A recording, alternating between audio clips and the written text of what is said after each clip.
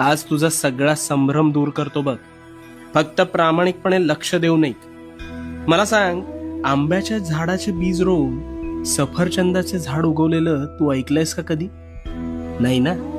मग स्वतःच्या डोक्यात नकारात्मक विचारांचे बीज रोवून सकारात्मक गोष्टी घडतील हा विचार योग्य असू शकेल का रे?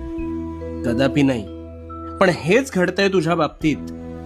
तू एखाद्या गोष्टीचा आरंभ संकल्प करून मोठ्या दिमाखात करतोस, पण काहीच दिवसात अपेक्षित यश मिळत नाही, म्हणून नकारात्मक विचारांचं तोरण आधीच मनात बांधायला सुरू करतोस. आणि मग गोष्टी मनासारख्या होत नाहीत, म्हणून कायम रडत बसतोस.